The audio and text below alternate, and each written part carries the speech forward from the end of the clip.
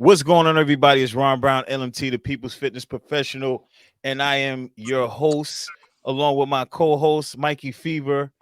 And this is a New Yorker's perspective where we do fitness, music, education. Tonight is education specifically on Moorish science.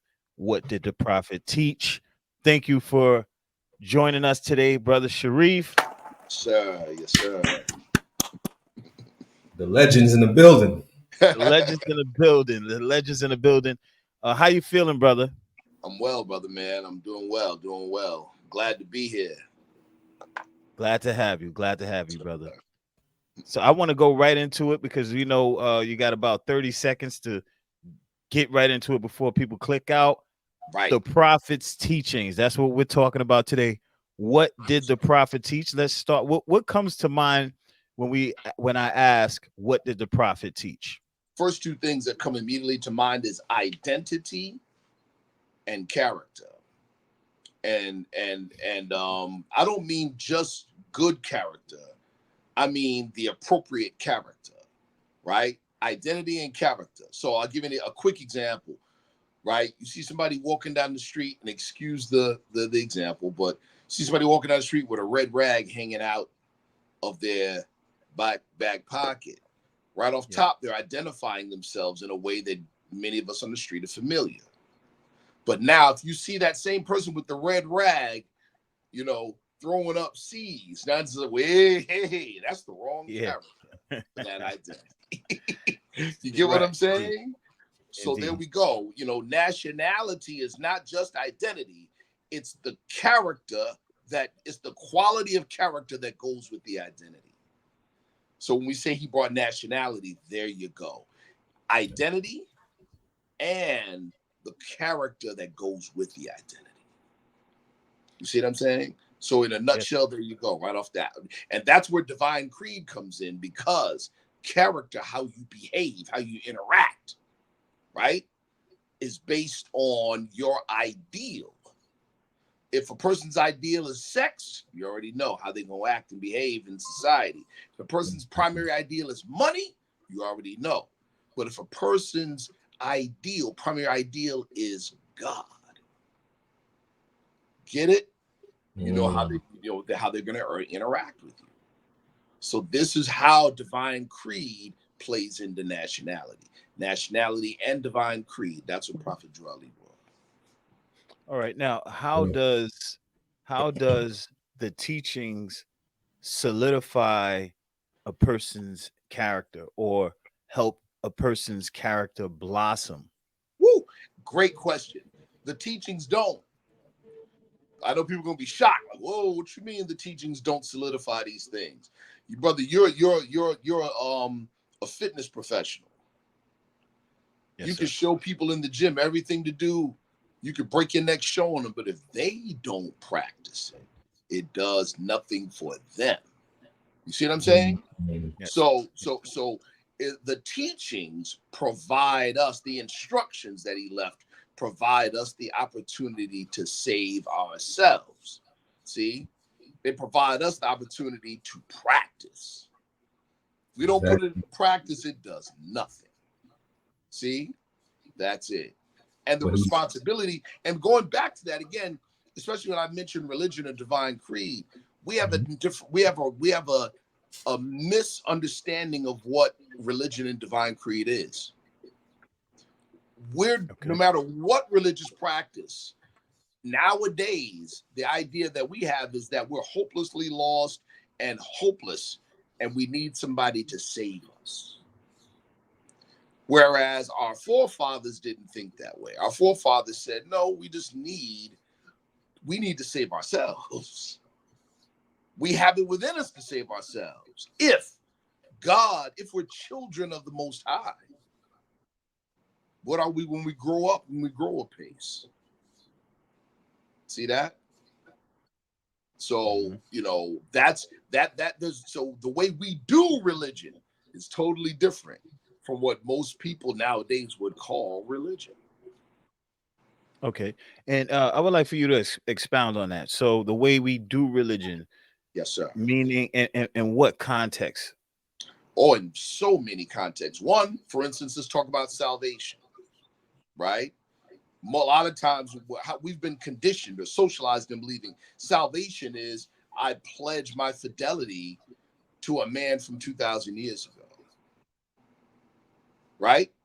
Yeah. All right. Or I declare that this man is my Lord and Savior. This is how you see what I'm saying? And a lot of times we'll say, okay, well, you know what? I'm not a Christian. I'm a Muslim or I'm a Muslim. And we treat Muhammad the same way. You see? Or in a similar way. So we still have that same wrong narrative, right? So salvation, our take on salvation, Prophet Noble Drew Ali's take on salvation is different. Two phases, national, or I'm sorry, there's divine and national, meaning spiritual salvation, earthly salvation, right? Earthly salvation is, I'll quote another religious leader, right? Where he said, money, good homes, friendships, and all walks of life. That's earthly salvation. Prophet Drew Ali said it this way. He described earthly salvation as being able to reap the full benefits of American citizenship unmolested. Well, that makes sense. Yeah, the full benefits unmolested. So the salvation basically is to look within. It's not looking out into the cosmos looking for that help. It's to look within yourself, basically. Straight up and down, brother. Incorporate the tools that's around you within your environment. To quote Prophet Drew Ali on that, he said, wisdom, one of the definitions of wisdom, he said, is the consciousness that heaven, earth, and hell are not above, around, below, but within. Yep. Right. All right. So the way we do religion, right? Yeah. That's how you started off this part of the conversation. Yes, so sir. what as far as what Prophet Noble Drew Ali taught, yes, what was the actual practice? What was the customs that Noble Drew Ali had it be a part of the temple and the movement when he was around? Good question. So in the broader scope of what we call Islam, there is the faith and then there's the practice, right?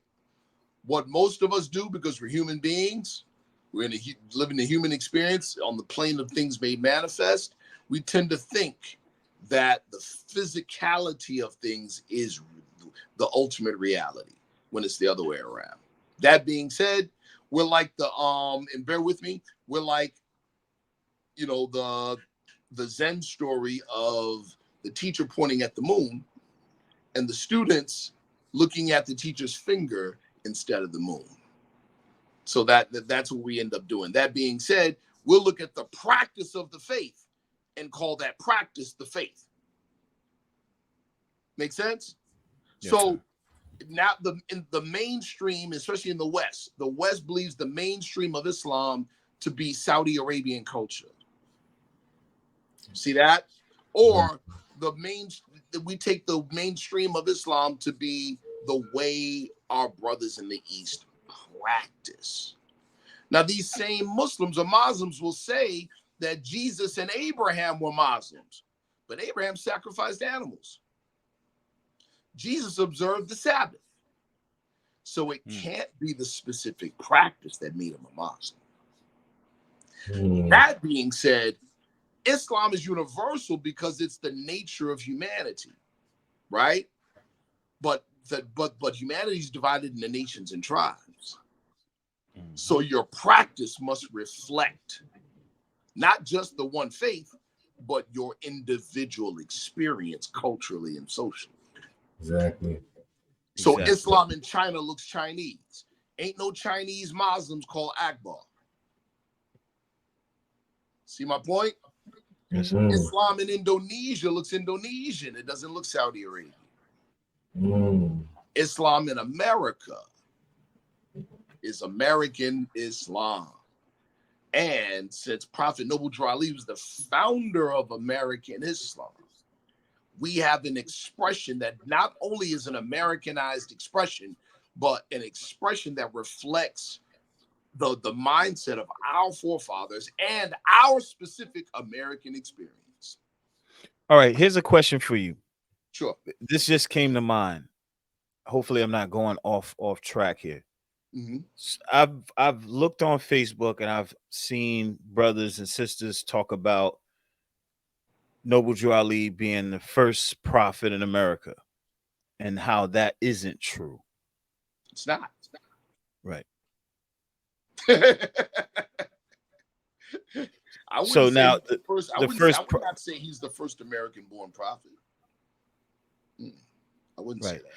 And you wouldn't say so, but you did say that he is the founder of the first Islamic creed. The founder of the Americanized Islamic creed in America, yes. Okay, just to clarify. Yes, sir. Go ahead, Mikey. I thought you had your finger up. Yeah, his mic is he cut his mic off. Oh. There we go. Oh, sorry. Wasn't it Islam was introduced to America by East Indian, I believe? Well, were there Muslims in America before Prophet Drew Ali? Yes. Yeah. Okay. Yes, but an Americanized Islamic creed was not. Those Muslims were practicing the way they practiced in India, in Pakistan, and other places. See, Prophet Drew Ali gave us an Americanized Islam. A practice that, I'll quote, he says, "We foster the Mohammedan religion in as much as it is applicable to American life." Got you. See that? So therefore, it's going to have a different appearance in expression. In expression. The faith is still the same. Technically, it wouldn't be the same because Prophet Muhammad, we have Prophet Noble Drew Ali, and in Al Islam, they have Prophet Muhammad. So that's what would be the distinction between the two. Well, it's only a distinction. Follow me. It's only a distinction if you mistake the word Khatam Anabiyin, or the phrase, to mean the last prophet. It's not what it means. Khatam Anabiyin means seal of the prophets. Totally different. The word last is Akir Anabiyin. See that? Surah 22, Ayat 40 says that he is the seal of the prophets, not the last prophet. What you have with our brothers in the East is a myopic, a narrow-minded nationalism. You understand what I mean by that? Yes, sir. They want to circumscribe Allah and say, well, this is the last prophet because he came to us to make them special, make themselves special. Yeah. See? Sounds very familiar. Like other familiar. People. Right. The chosen ones, yeah. And sadly, not to be, at the risk of sounding critical to our brothers in the East, they're not known for that anymore. They're not known for the revelation that Prophet Muhammad gave to them. They're known for the natural resources under their feet. See?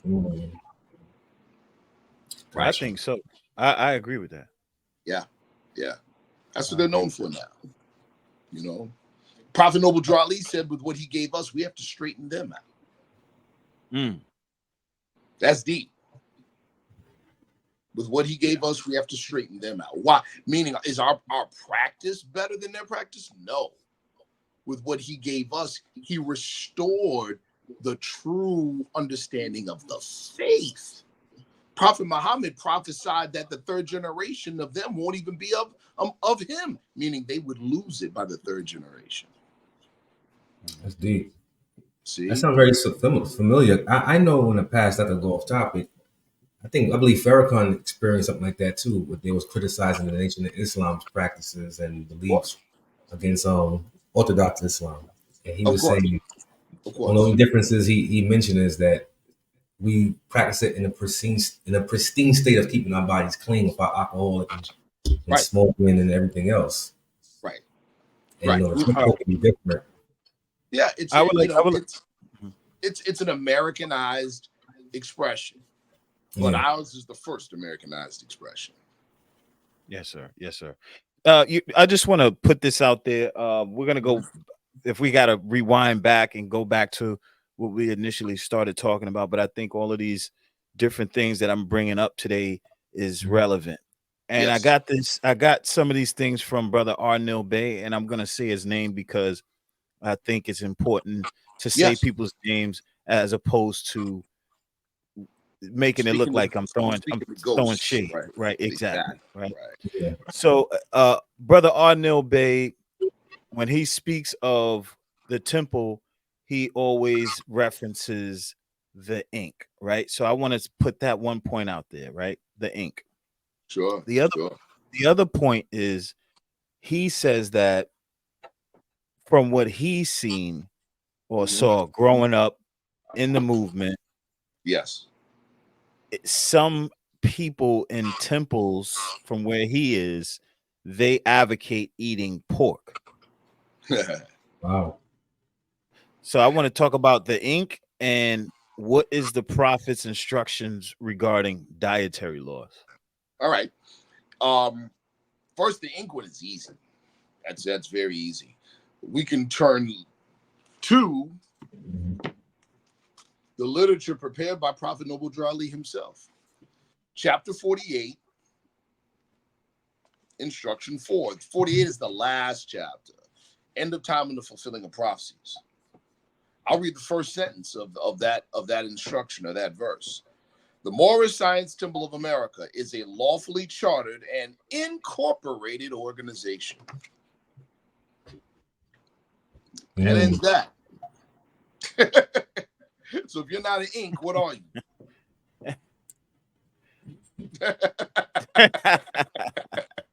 So I guess everyone in the movement, ink is ink, right? Supposed to be. But how many of them can there be? So when they refer to us as the ink, what are they really saying? All right. That's a whole nother podcast. So as far as dietary, let's talk about that. The Prophet Noble Drew Ali says that we're Muslims, right? He says we're Muslims, and there may be some in the organization that disagree with what I'm about to say, but hey, it is what it is. We're Muslims. There are dietary laws that come with that. Are there some in the organization and in the movement in general that don't adhere to the dietary laws? Sure. There's also people in the movement that don't adhere to other things that Muslims shouldn't do, right? Muslims shouldn't treat people poorly. Muslims shouldn't practice the principles of segregation. Muslims shouldn't, you get it? Yeah. I mean, if we're gonna point out one discrepancy of people, right? Allah is no respecter of persons, you know. See what I'm saying? So, I mean, are there people in the organization that eat pork? Sure. You're gonna blanket the whole organization or the whole group based on that? It's possible. We're not supposed to drink alcohol or take anything intoxicating in our bodies. But there's a whole lot of people. Okay. It's true. And some come to the temple intoxicated. Come on, brother. That's right. I've seen it. That's right. Alcohol on the breath. Yes, sir. They can't keep to the tenets. See? So in other words, if we're gonna play the game of nitpicking and pulling weeds, like, where does it end? Right. Whoa. Right. Yeah, that happens. Pardon me, audience. It happens. Oh, it's all good. We still here. My brother's still here. You know, so you know, where does if we're gonna nitpick and pull weeds, where does that end? We're all working out our own life sums. You know what I mean? Yes. And to the implication here with our brother Neil Bey, our good brother, is that as an organization, we advocate the consumption of pork. No. That's the implication that he says ink. Yes. So I commented under what he said. It was a long comment, and we were going back and forth talking about it. Mm-hmm. And then we went through the inbox and all of that. It ended off peacefully because me and the brother Arnell Bey, we have a good rapport. Yes, and that's a good thing that we're able to like talk about things. Yeah. Right.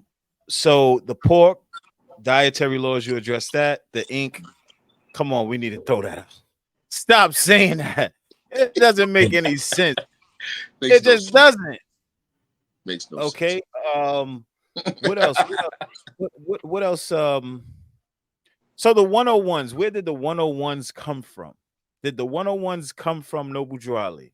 Yes. Absolutely. Now, Absolutely.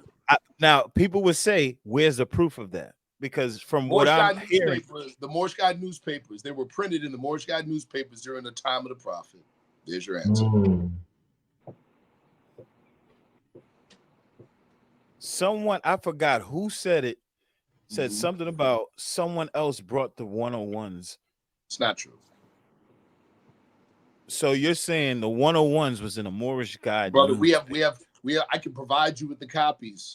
I can provide you with digital prints of the originals of the original Moorish Guide newspapers in 1928 that published the questionnaire questions. I was going to ask that about archives. Do they keep like a national archive of their own within the nation? A number of the elders do. Absolutely. Sister Warner Bey, she does. She has the Historical Society of Islamism. So yes, sir, absolutely. That's beautiful. Yes, sir. All right, this is the world of receipts now. So I think at some point we got to bring those receipts so we can kind of squash that. We can do it next show. I can send them to you and you can put them up for everyone to see. Yes, let's do that. I have to remember this too. Yes, sir. Please remind me of this. So yeah, we're gonna bring. All right. So the 101s, you can't say that the Prophet created those. Was he helped? Do you know of that? If you know any information on that, I don't know. I don't know if he was helped. I don't know if there was a research team with him. I don't know. What I do know is this, and I have direct experience with this. Like my members ask a lot, because I'm a part of a research team, Ali's men. And they're like, yo, how do you find all this information? How do you dig and find? How do you know where to look? And I literally hold up the literature and say, that's how. Because this is not a history book per se. This is not a reference book per se. It is literature that contains the Moorish psychology. How to think about what to think about. Understand? That's dope. Yeah. That's it. So when you understand narrative, you now know where to look. See what I'm saying? And so to go to back to your original question, right? Did the Prophet have a team of maybe? But who directed the team? The Prophet. Yeah. Because he brought the narrative. Without that, we didn't have the old narrative. The narrative was the secret. Once you know the narrative, now you fill in the blanks. That's deep. I want to ask a question, right? Before Ron asked that question. We had Noble Drew Ali, right? And I know he had a couple of colleagues with him, which I said his understudies like Ugan Ali and the rest of them. Are they also revered within the temple? Do they revere these guys? Like you mentioned, Ugan Ali, formerly known as Eugene Harris. See, they were all. See, you're talking about a time period we don't really know about Ugan Ali until he was with Farad. Okay. And before and until he was with another organization, I'll give you the listeners a jewel. He was with another organization called the Society of the Development of Our Own, or SDOO. You told me something. That's deep. Okay, that organization, and I'll just throw this out there, that organization was started in Detroit, Michigan. Okay. A large number of the members were former or current members of the Moorish Science Temple of America. Mm-hmm. And here's the kicker. The organization was founded by a Japanese ultra-nationalist by the name of Sadaharu Takahashi. Wow. You already can see the implications. You already can see the implications. All right. That's it. And I see where that goes, because that goes into the Nation of Islam. It's like in certain writings they had where they had if you want to know the connection, there you go. I see it. Oh yeah, I see it now. Yeah. Oh shoot. That's so deep. in the oral statements, this is just something I'm remembering off the top of the head. I don't know. I think it was the oral statements where Noble Drew Ali supposedly said, "What they did to me and something Detroit and Chicago is going to pay something." He said Chicago and Detroit are going to go down for what they've done to Ayah Prophet. Mm-hmm. What? Does that have anything to do with that? No, that's these things took place. Ali and all that took place upon the untimely death of the prophet. In other words, these things were taking place in the confusion and the chaos, immediately following his death. And when I say confusion and chaos, temples being bombed, shootouts, like it was wild. Just like, New York history, Harlem history. A lot of people outside of Harlem don't know that there were wars between Malcolm X's organization and the Nation, Mosque No. 7 at that time. Yeah. They don't know that. Like real wars. Yeah. Yeah, that's Harlem history, though. You see what I'm saying? Yeah. Was it between that mosque and a mosque in Jersey? There were, what you had before the prophet passed is an attempt to split the organization. No, pardon me. I'm talking about Malcolm X, like the war that happened in Harlem with Malcolm X. Oh, it was Muslim Mosque Incorporated, which was Malcolm X's organization. Yeah. Which consisted of all former members of the Nation. Yeah.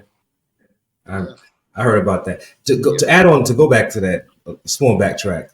Yeah. There was rifts among the Moorish Science Temple. Yes. Was CM Bey part of that rift at that moment? I don't know if we want to touch on him. No, we can touch on it, but that's very gray. Very few people, if anybody, really knows definitively. Okay. What we know, CM Bey came later. Yes. What we know is that, or what we're fairly sure of, is that CM Bey was originally out of Chicago and then moved to Cleveland. And he got his thing off the ground in 1947, years after. All right. Yeah, years after. See? I got you. Right. And so, and I can intelligently presume that he was working very hard to avoid any negative conflict with the temple, which is why in his literature the temple's not mentioned. Yeah. It's deep. Right. Because, like I said, there were shootouts, kidnappings, bombings of temples. These things were there was a lot going on at that time period. I'm talking about from 1929 up until 1936. Things were crazy. Wow. Right. And that's a number of organizations came up. You're talking about a movement, think about it, that in 3 years exploded. From 1925 to 1928, became internationally known. And then the founder dies. Yeah, about his death. What are the details behind that? His death certificate Good question. Tuberculosis. I know it's the FBI dossier on him they mentioned before. It's proven at the start. Tuberculosis. He died 10:10 p.m. July 20th, 1929. So I want to rewind back to when I said when I asked what were the customs that the prophet implemented. For instance, here's one, right? Let's do a quick comparison. All prophets, they don't come bringing anything new. They come to return man back to the straight path. They come with course correction. Let's just get that out of the way. But they remember, respecting the fact that humanity is divided into nations and tribes, they also have to do it packaged in a social package that addresses the social ills of the people they're sent to. So the people of Prophet Muhammad, his own people, right? What were their issues? They were merchants. You know, their big thing were, and they drunk a lot. And they were slavers. And you see? So what did they have to do? Get humbled down. So let's look at their expression of prayer. Prostrate. Kneel down. See what I'm saying? Prophet Drew Ali came to a people what? That were kneeling, that kneeling when we don't gotta kneel. Negro problem. Won't stand up. So part of the mission statement is to uplift fallen humanity. See that? So he said, nah, we stand up and pray with our eyes open. A lot of symbolism behind that, yeah. Right. Yeah. We stand up and pray with our eyes open. And we hold up 5 fingers on the left and 2 on the right. Right? Because we're assisted. If man is the crown of Allah's creation, according to the Quran, and Surah 2 says that Allah brought all of creation in front of the man and made all of creation, including the angels, bow to the man. That means the angels assist us, or should. Get it? So those 7 Elohim aid and guide us. We G'd up. That's it. See that? I could go so deep into Elohim, but I'm not gonna do that. So all right, so the first custom is the way we pray. That's one. The prayer itself. Let's talk about the prayer itself. Right? Our prayer is so powerful. Oh my goodness. And you and I talked about this before. And I had mentioned something and you said it sounds like Joe Dispenza. I had to go look him up after you mentioned it. But the Moorish American prayer, Allah, the Father of the universe, the Father of love, truth, peace, freedom, and justice.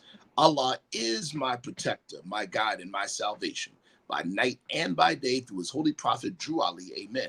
What's the significant thing that stands out immediately about that prayer? It ain't asking for nothing. It's an affirmation. Right. It's a power up. That's what it is. It's not asking for nothing. It does not presume you're at loss. How about that? That's deep. It's true. Oh. See? Yeah, man. That's deep. That's Go off topic. Power into existence. Yeah, because not to go, not knocking nobody's religion. So people, if you're religious, I'm not knocking you. But if you go to that Bible, especially Psalm 51, if you know how to, the brothers go through that, it always starts off, we was born in sin. Yes. Cleanse me, purge me. Yes. I always, I don't know any better. Had a problem with that, didn't you? You can tell I have a problem with that. Nowhere in Islam do we believe that man was born in sin. We don't believe that. See what I'm saying? That's real. Yeah, we don't believe that. We don't believe that man was born in sin. Islam presumes that man comes into the world with unlimited possibilities. It's proven. Yeah. Yeah, unlimited. Now, before we go more into the customs, this was something else that came to mind. Yes. Are we indigenous aborigines as being Moorish Americans? Great question.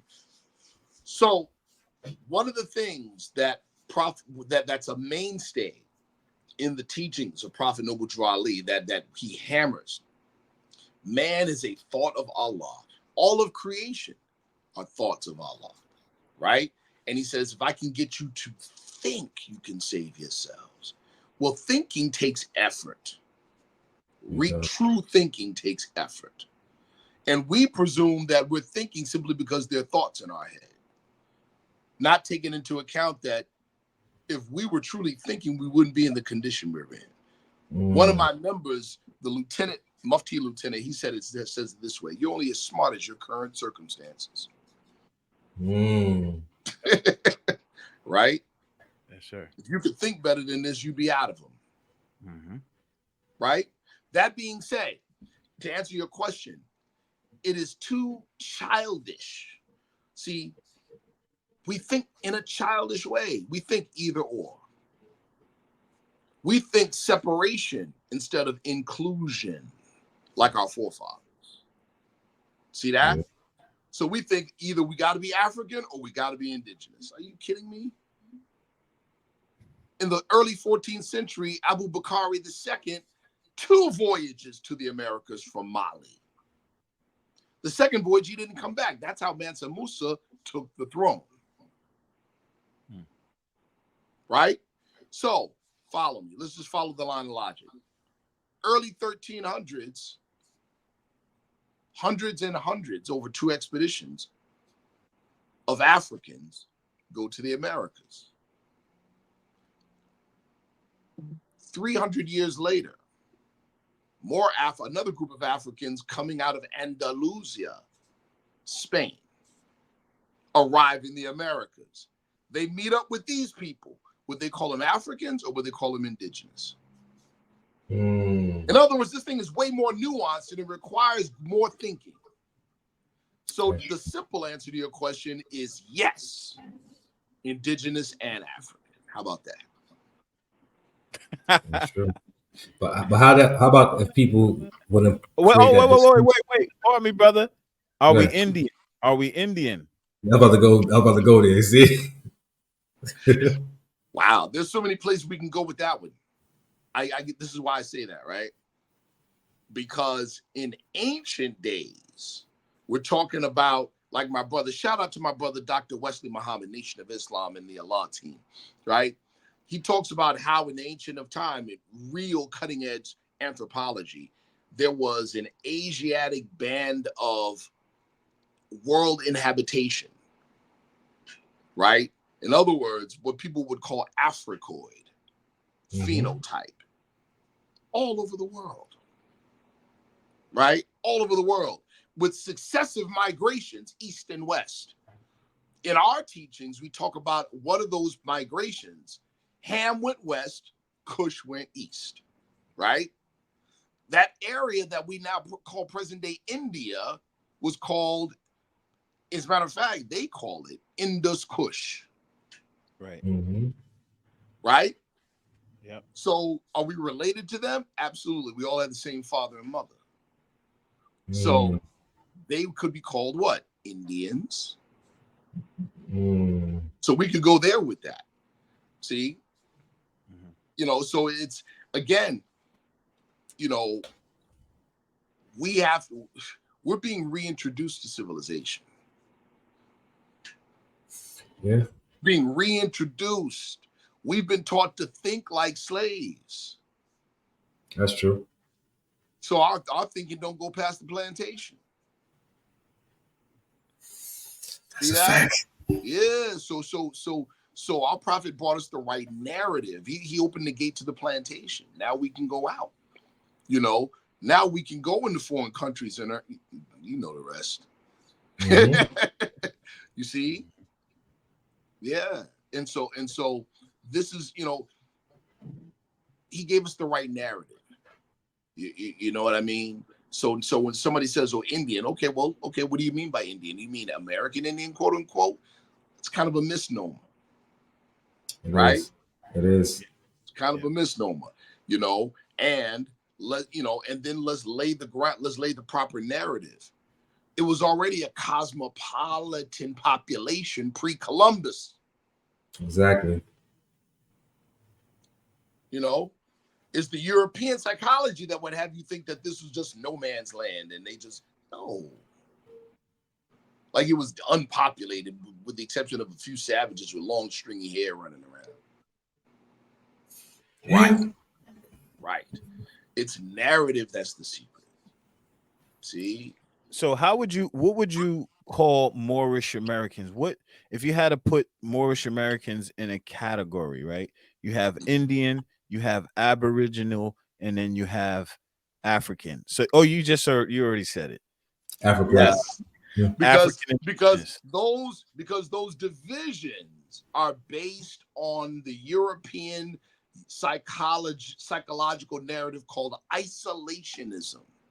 Isolationism says this in anthropology and in sociology, that ancient cultures in old times developed slowly over millions of years and didn't have any connection with each other, or very little.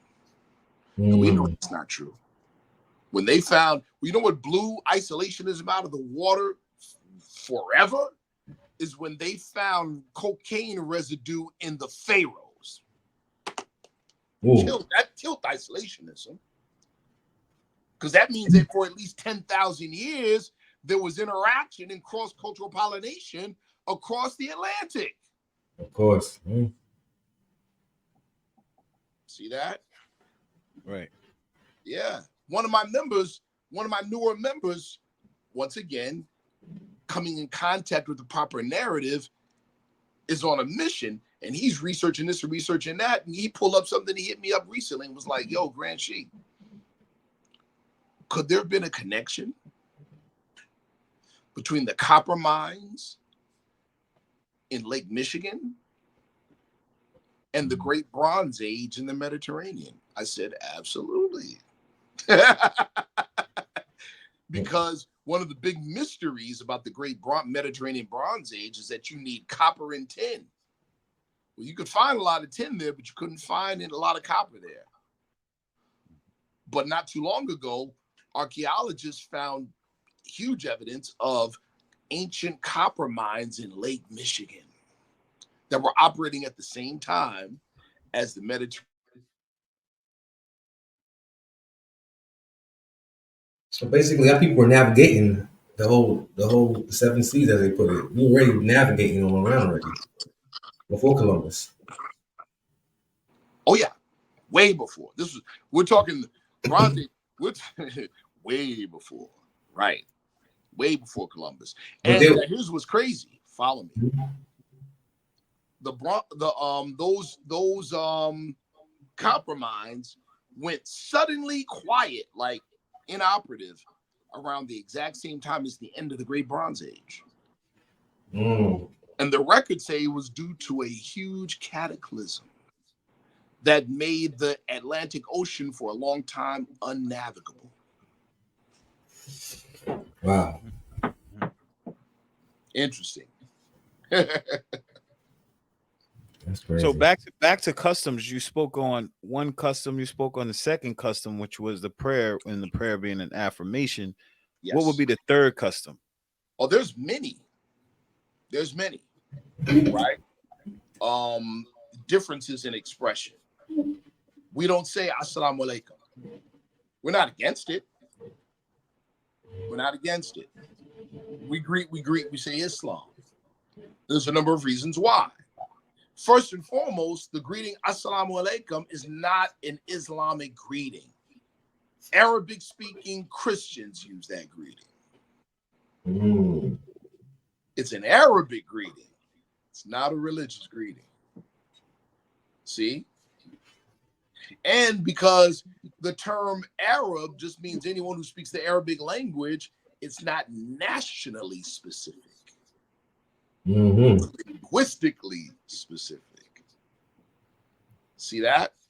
So when we greet each other and say Islam, also too, Assalamu alaikum says peace be unto you. We say Islam, what are we doing? Just like Jesus did in the Bible, it was recorded during the Bible. We said peace. Peace on earth, goodwill to men. That's one. Two, we say Islam, right? It is unique to Moorish American experience. So it's not just, get it? It's not just religiously relevant. It's culturally relevant. It distinguishes us. That makes sense. Yes. It's all in the language. It's all in the language, I There see. you go. And to add back to what you said with the Arabs, correct me if I'm wrong with this. I know the original depiction of the Arabs were they would call them Berbers. Well, Berbers were a part of is an Arab group. Yes. Yeah. And original Berbers, yes. And Berbers to this day still. Yeah. Many of the Berbers, many of the people that are, let me tell you, I'm glad you brought that up. Mm-hmm. Right? Because you've got a group of Berbers, Mm-hmm. right, modern day, that are claiming Berber culture, just like the descendants of the Khazars in Eastern Europe. Yep. Okay. It's not just happening with them. It's happening with Arab culture and Berber culture too. It's called birthright stealing. But they can do it when all you know or all I know is being called black or Negro. Exactly. Hence the insistence. Get it? Hence the insistence. No, you're black. Yeah. You're Berber. You're not Berber. You're not Egyptian. You're not. Oh, you see? Still, it's all in the language, man. The language is a powerful tool. It resonates. Yes. It changes your narrative. Yes. Yeah. Yes. I understand what Noble Drew Ali was doing. He was correct. Hence, even when we, our own people, insist on the monolithic term black, we other ourselves. Exactly. We'll say, but this is what we'll say, follow me. We'll say, but Egyptians were black. Our thoughts are wrong and our language is wrong. No, here's a more accurate. We're descendants of the ancient Egyptians. We're descendants of the ancient Berbers. We are the original Arabs. That's accurate. To say, no, the original Arabs were black. We can always get denied and get the door slammed in our face. Right. And why? Why? Because to say the original Arabs are black, first of all, they don't call themselves that and never did. See what I'm saying? They don't call. We can see that with our brothers in the Dominican Republic. Call them black, you fight. Black. Yeah, I know black. They are. No, they are. They're tooth and nail. You see what I'm saying? Yeah. That's why.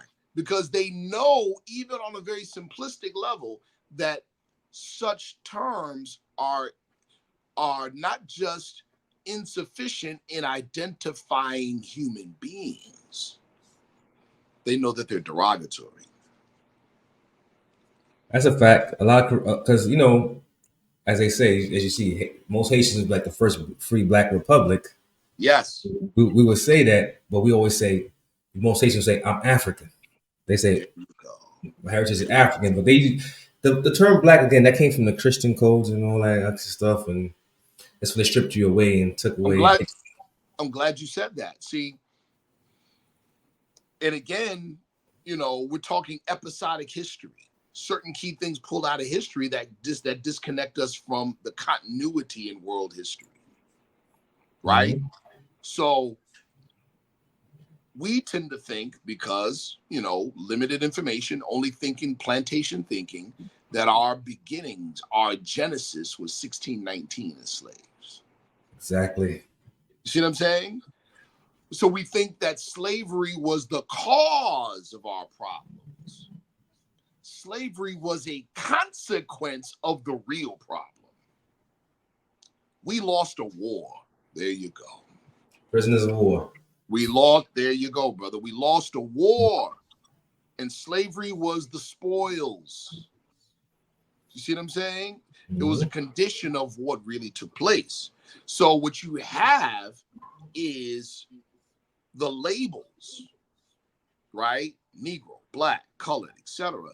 Those labels were wartime conceits that became socialized into society as norms. That's it. Just like, and I've used this analogy before, just like during the Vietnam War, what was the wartime conceit against the Viet Cong? Gooks, zipper heads. Terrible. Now imagine seeing that on a job application. And that's what we got today. So basically, they as they say in layman terms, they got you by your balls when they put that because they know you want to eat. Ain't that something? That's why I was checking. Those wartime conceits got woven into the social fabric. Yeah, and that's why we all discombobulated right now. It's a fact. Exactly. So they made the term black a common popular thing as time progressed into the civil rights. Because I was watching a documentary, and a woman said that when Jesse Jackson was running for presidency and Pepsi gave him a couple of millions, and she said, "So what they gonna call him now?" He said something Afro-American, whatever the term was. She's like, "They don't know who they are now. Like, what do we call them now?" Ain't that something? I gotta find that. I saw that same interview where the sister was like, "Yeah, the marketing reps for Coca-Cola, and they came into a board meeting and said, okay, no longer black, we're calling them African American." Yeah. And the European woman leaned over and said, "They don't know who they are." Yeah, and the sister couldn't argue. She couldn't argue. Our real issue is identity crisis, not up from slavery. Why do I say that? See, Prophet Drew Ali said this. He said, through sin and disobedience, every nation has suffered slavery. Now, on the surface, that sounds like he's belittling or minimizing our situation. No, not at all. Let's analyze it really quick. Every nation has suffered slavery. But here's the thing. What nation of people are identified by their former condition of servitude?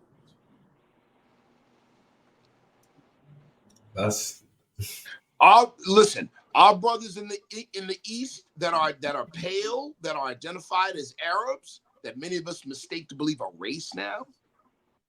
You know how they got pale? Our forefathers enslaved them, and they're the children of it. Yeah. They know this, just like the Sicilians. Does that have anything to do with Persia? Oh, yes. Yeah. Yes, that's a good call. That's right. AKA the Hyksos, so they call them back then? Was it the Hyksos? No. That was another group of people, but even the Hyksos, right, were not so much pale. Right. Yeah. And that was the Hyksos was a long time before that. Yeah. Look up. Here's a guy to look up. One of the architects of the present European psychology that we live under now, as it relates to this identity shell game. Yeah. His name was Charles Seligman, Seligman. Charles Seligman. Charles Seligman supported what's called the Hamitic hypothesis. What is the Hamitic hypothesis? Europeans at this time had, we're talking, in the early days of Western expansion, world expansion, Western European world expansion. They had already, because of what they had done to us, which was an act of revenge and an act of war, right? During an act of war, what they had done to us, they had already created the narrative that, those people are incapable of civilization. Mm. So what do you think happened when they ran up on the Great Walls of Zimbabwe? When they saw the pyramids, when they saw these great ancient kingdoms on the continent of Africa, what do you think they did? They were like, how do we explain this?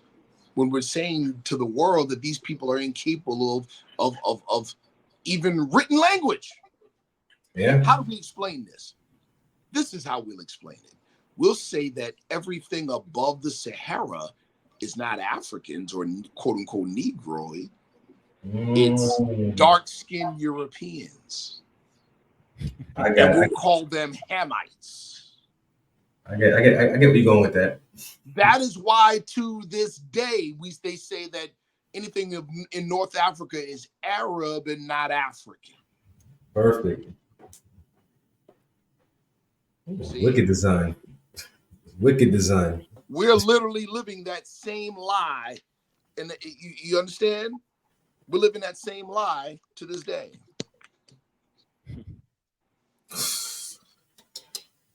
Terrible, man. Yes. But it was the I've been thinking about this stuff all week. Yeah, cause, man. Because like what's going on right now, I'm trying to stop saying our people right now because I'm trying not to lump myself in the darkness, right? Right. But it's like almost magical. Yes. Some kind of sorceries happen yes to our people. Yes. But we don't think deep enough to realize there's so many intricate details that got us in this position. Right. It's not just one thing or two things. Right. There are a multitude of things that were implemented to get us on this path. Right, brother. And it's diabolical. Yes. And man, I mean, but imagine your laptop computer having 50 different viruses and malware, right? You just need one good antivirus program. Yeah. That's it. There's one good antivirus program and it gets everything. I wanted to add to that. Because it resets the proper narrative, the proper settings. Get it?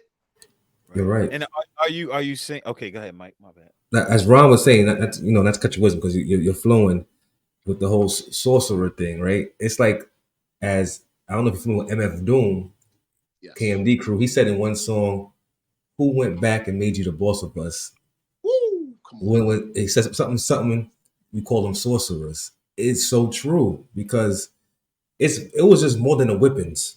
It's a psychological thing, down to your religious, like prime example, down to your religious Catholic saints. Although we hide it behind for voodoo, whatever, it's still there. Like the images in your brain, it's etched in your brain when you feel less of yourself, down to what they call you black, even your nationality. You know what I'm saying? To the land, the landmass. How do you know that's the correct name? Let me throw this at you. Mm-hmm. You ever play team sports and there was a rival, but the rival, these are people that you beat. You're accustomed to beating, but in one particular game, there's an upset to beat you. And they don't let you live it down. Yeah. So much so that years later you still feel it. Exactly. That's what happened to us, bro. We civilized Europe and ruled it for 800 years nearly. Yep. And lost it. Yeah. And lost it, bro. Our forefathers during that time period called it the end of the world. Do you know what the Europeans called it? During that time period, when Ferdinand and Isabella got married, which united two kingdoms, the kingdom of Aragon and Castile, into the first modern nation state in the world, Spain. Yep. They did it to get us up out of Spain. Do you know what the Europeans called their marriage? The second coming of Christ. Wow. And they came in the name of Christ to get up out of there. When they stop at Hispaniola, that we call modern day Dominican Republic and Haiti. So what I'm saying, and this is just me, right? But I think it's supported by recent findings in epigenetics. In other words, memory can be transferred genetically. Bro, we still feel that crushing loss generations later. It's a fact. Yes, we do. But it's compounded by the fact that the consciousness of that war and that loss is being erased from our memory. That makes it even worse. You're suffering from a loss you never knew you had. See that? In bad, I know Ron hate when we say this, but you know, brothers in bad shit. In bad shit. Brothers better get hit. Better get hit because it's real out here. What makes it special is that a great majority of the conditioning or programming comes from the words. Yes. One word at a time. Ain't that something, bro? Isn't that something? Isn't that something?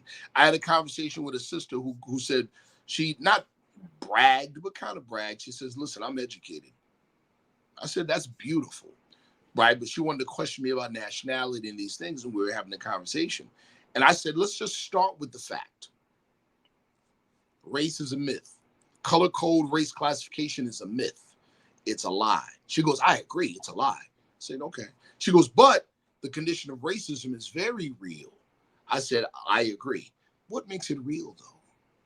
Our belief in the lie. She agreed. And she spent the rest of the conversation trying to explain how she calls herself black and why. And how she calls Europeans white and why. I'm like, wait. Let's go back to what we said in the beginning of this conversation. Why would you continue to propagate a lie? Why? You know that's a lie. You know it's a lie.